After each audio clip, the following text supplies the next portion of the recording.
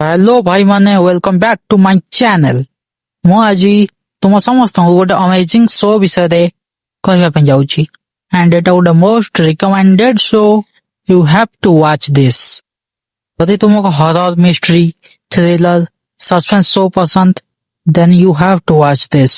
यही शो देखिला परे तमे गोटे मिनिट भी तमे पॉज करिया पई चाहिबोनी, एते मस्त शो। बेसिकली स्टोरी मु हल्का फुल्का कही दउची, स्पॉइल मु करिबिनी।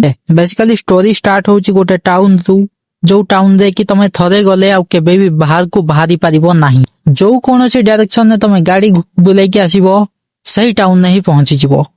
ए टाउन रे राती रे तमे घर भी बाहरी पारिबोनी। टिके जदी दरवाजा खोला रखी दबो तम मरिवाटा पूरा सुनिश्चित। एही टाउन रे तमे राती रे कबाट खोला करके भी सोई पारिबोनी, ना तमे झरका खोला करके सोई पारिबो। जहाँ भी करिबो तम मरिवाटा सुनिश्चित। एही टाइम रे लाइट केमिति आसुची तार भी किछि ठीक ठिकाना नाही, काहेकि ना तार रे लाइट ही नाही किंतु बल्ब जळुची। एबे टिके कैरेक्टर ऊपर कथा हिबा। एही सीरीज रो लीड कैरेक्टर होची वॉइड, ए टाउन रो शेरिफ एंड टाउन रो लीडर कहिले चले। तार कोटे साथी होची कैनी, से टाउन रो सेकंड लीडर या फिर सेकंड हेल्पर बोली कहिले चले। गोटे क्रिस्टी नामक नर्स अछि, से भी बहुत बढ़िया कैरेक्टर। मैथ्यूज फैमिली भी गोटे अछि, सेटा one of the lead character पूरा फैमिली। एलिस अछि वर्ल्ड रो सन, एटा हला अपदार्थटा। सेरा ए भी गोटे लीड कैरेक्टर, मिस्टीरियस कैरेक्टर।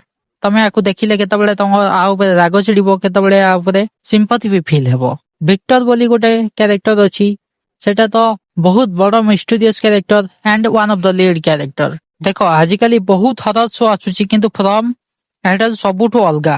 एटा प्रत्येक एपिसोड रे गोटे गोटे सस्पेंस स्टोरी अछि। तमे केबे भी भाभी पारिबोनी आगो एपिसोड रे कोन हबो एंड नेक्स्ट सीजन ने कोन हबो।